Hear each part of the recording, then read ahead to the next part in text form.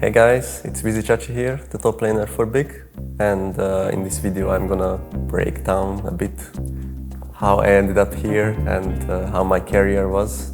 So I will take a look back at it.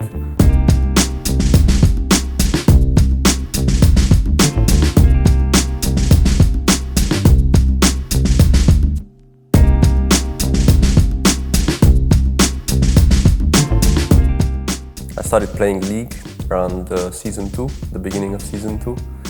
I was formerly playing different games at high level, and honestly I was just looking for something that is a very active game, and the style of League of Legends was also very inviting for me. So I started playing it and was actually climbing up really fast. Like on every single month I was climbing 100 elo, which was at the time quite a lot.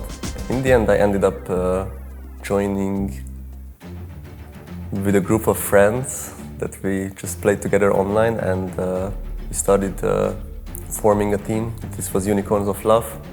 We were like 5 amateur players just hanging together, enjoying the game, and actually that's where kind of like this magical experience happened, where we just started playing together and we actually managed to make it into the EU LCS. And that happened with like a miracle run of us getting stomped in every single online event, but as soon as we got to an offline event, we were just unstoppable and managed to knock out in a relegation tournament the Millenium, an EU LCS team back then, with a reverse sweep. We were 0-2 down and we actually managed to turn it around with 3-2. So that was a huge achievement, and I think something the members back then will never forget. It was Gideus in the jungle, Power of Evil mid lane, Vardax AD carry, and Hillisang support, and me on top lane. So that was a very big moment for all of us.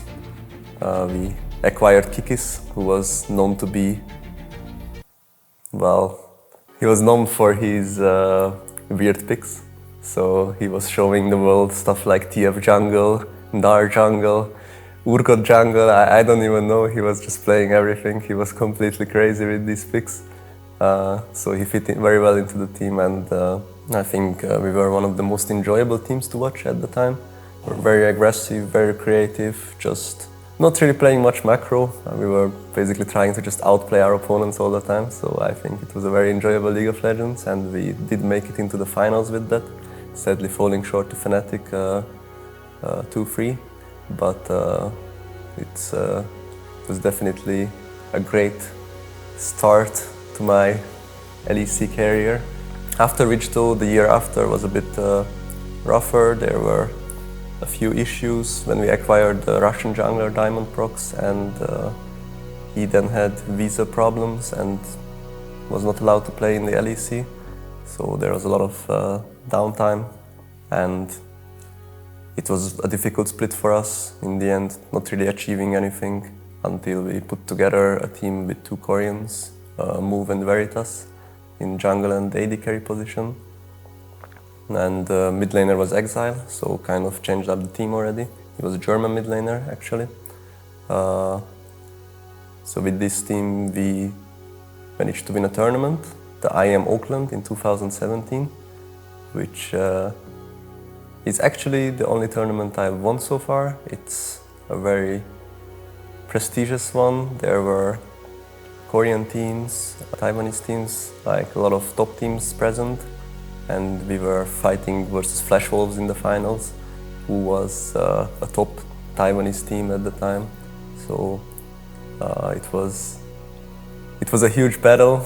We ended up 3-2 in the end and took the trophy with us. That's one of the moments I'm also very proud of.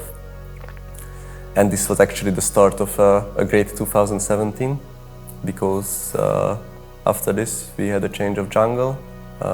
Wu was feeling very homesick and wanted to stay in Korea, so we ended up getting Schalke in the jungle, an upcoming Romanian talent. He was, I think, 16 or 17 years old at the time. He was just turning 17, I believe.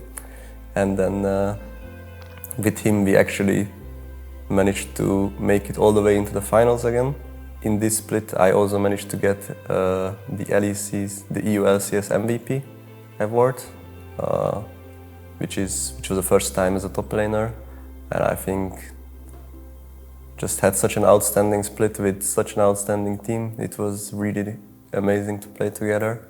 Basically, making it to the finals was just crowning this achievement, but once again we fell short, losing to G2 1-3.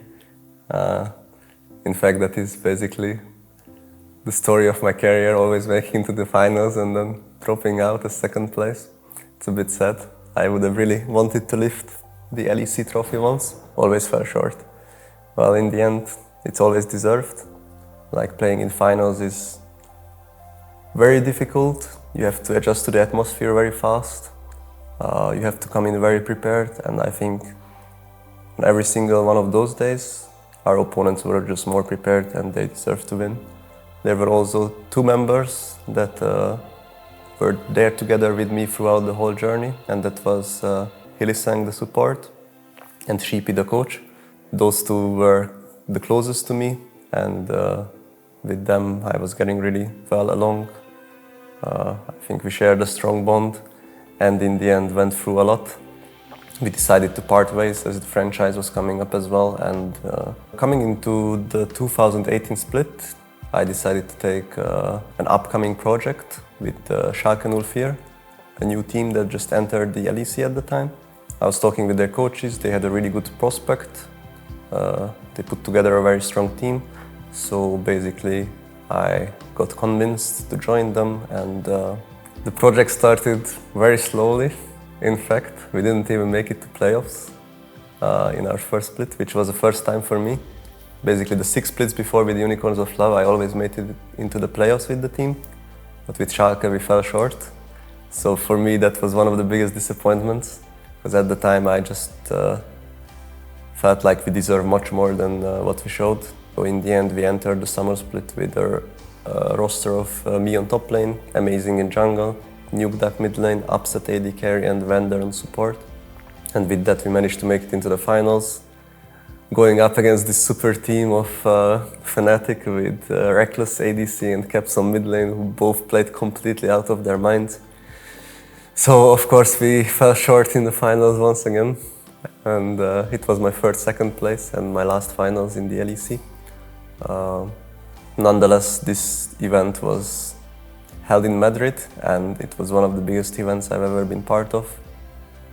The atmosphere was absolutely mind-blowing, and I will probably never forget how it felt to be on stage there and how it felt to play together. It was just a really amazing experience. Whether we won, whether we lost, I think the experience itself will always guide us through life. So it was really, really nice.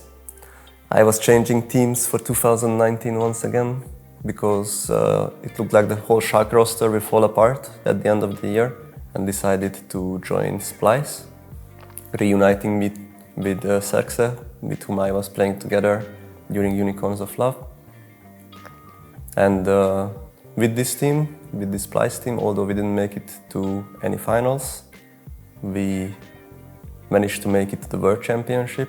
Looking back at this split, well, Splyce started off very nicely. It was a very good organization. I like to work together with the coaching staff initially, but as the months progressed, something completely broke within the team. And by the time we got to the World Championship, it was just a total mess, which is really sad. Because when you make it to the World Championship, you actually want to put in peak performance, be at your best. And although we had a good showing, we came second place in our group. We were beating the Chinese champion FPX one time, lost against them as well. Then in the quarterfinals, faced off against SKT and lost 1-3 against them. So it was actually quite a decent run. I would still say it was very overshadowed by what was happening behind the scenes. For me, it was a very negative experience overall, and I think it was the same for all of my teammates. We were not really enjoying this Worlds. It was a broken team that was just hoping that they can perform on the actual day. In the end, I had one of my dreams come true, which is to play at the World Championship. And after this, I decided that I would retire. So I just felt like I need an immediate break away from the game, and I wouldn't want to play another split in that state. So it was a very well needed break, and I think it was a good decision to make at the time. Because I also wanted to just try out different aspects of life, because that is actually something you don't get to do as a pro player. Once you enter the scene at a young age, you are basically not really knowing how it feels to do another job or do another part of life, because it's all about gaming for you. When you're a pro player, you have to get up, start playing at 9 or 10 a.m. and do that till 22, 23 in the evening or even longer. So it's basically all about gaming. If I look back at it, maybe it was not necessarily the right decision to retire, but taking a break was a good decision. I always looked at it in this way, that it's wrong to take breaks. I need to keep playing every single day to stay at top shape. And even when it was off season, off splits, I was just grinding in solo queue and basically playing the whole day anyways. And this is something that is not sustainable in the long run, and that's a learning experience I had to make through my own experiences. So what happened during the Splyce period will never happen again. So I would always watch out for my mental health to be actually in a good state. And if I'm feeling like I'm close to burnout, I just take a break. But as I was regaining my passion for the game once again, I was feeling that I could make a comeback. Actually, that was not leading me to come back initially. It was a message from Hillesang as well, saying that it would be really nice if I made a comeback and could potentially play together. So that also motivated me to actually take this step, because the people that I had connections with before actually were still looking a lot up to me or me coming back. So I decided, okay, this will be a chance I will take. I will give it a shot once again. In the end, I came back much smarter with this comeback. Instantly had a chance to make it to the World Championship, because there was an Australian team that had a Chinese top laner who could not participate due to visa issues. So there was a European player that had not played a single competitive split, and I could participate in my second World Championship with an Australian team. And honestly, well, it was quite a unique experience. I expected to come into a team that had a lot of structure and I would just need to fit in. But actually, the split ended at the end of August or beginning of September, and after that they can't even practice against anyone anymore. All the oceanic teams are just taking a break. They would have to play with 130, 140 ping, and that's completely unplayable for them. They were completely out of practice. They haven't played together for a whole month at the time. So once I joined them and we came together in Iceland, we were just all having to start from the very bottom, from the basics. And that led to us basically dropping out in planes against Cloud9 in the best of 5. Nonetheless, it was really nice to rejoin the world stage and have a bit of experience there once again. After this, I decided to look for offers in the LEC and in the major European regions, and ended up joining Team Go in the LFL. It was a decent run. We made it into the playoffs, but instantly dropped out. Our team synergy was just not there, and this is something very important to highlight for every team. Like, if you look at different rosters, different teams, we always might think, okay, this team is actually a winning team because they have 5 good players. But very often it is not the team with 5 good players that is succeeding, but it's a team where there are actually players that make the sacrifices for others to shine. And this is something important to highlight, that in a team there is very important to have different roles, people fulfilling different roles. For me, in Gamers Origin, that was missing. It was 5 good players, but not really someone that would actually make the others shine, sacrifice themselves. It was not really a team effort, it was more like individuals trying to play together. So that's why it looked like a fail split. After which, though, I managed to rejoin the LEC with Astralis for the summer split. It was a decent split. I would say we were overcoming the expectations towards us. We were regarded as a last place team, but we actually almost managed to make it into playoffs. We were very close to it, just falling short at the end with Schalke from Splyce and Unicorns of Love before, and with Kobe, who was also present at Splyce. It was very nice to play together with them again, and we had quite a decent split, but sadly the journey ended there. Sadly, but not sadly at the same time, because that also gave me the chance to join Big. In the off-season I had several offers, was tryouting for different teams, but in the end I decided that I want to play in the German league. I could not resist such a prestigious team such as Big. Joining the team, the project was very promising. I really liked what I was hearing about the players, and I decided I will give it a shot. And I think what I mentioned earlier, what we are lacking in Gamers Origin, that's exactly what we are having here in Big. Players that are actually willing to adapt to each other, to, if needed, we are all about winning right now, and if someone needs to play different champions for the others to shine, maybe throw himself a bit under the bus, he's willing to do it. And the others, knowing this, have the responsibility to actually make it work. They also try their best or give their best, and it succeeds as well, that they carry the games. I'm really happy with this roster. If Unicorns of Love years were magical, I would say the Big year is magical as well. It is a team atmosphere I have not really experienced before.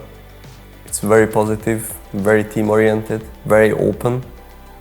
I think this is something unique, this openness when you can actually speak up about all the problems, address everything truthfully, don't have to hide the truth behind some other words because you are afraid of hurting someone else or phrasing it wrong. You can actually speak here open-mindedly, and I think this is a very important atmosphere we have created. It was also not perfect at the beginning. In Spring Split we had our struggles, but I would say for Summer Split we have come very, very much stronger together, and our journey should not stop here. Next up is Unicorns of Love, and we intend to take them down. Thank you very much for watching the video, guys. If you want more content, subscribe to the Big YouTube channel, because we are quite active here and new videos are coming out on a regular basis. So thank you for watching, and have a nice day.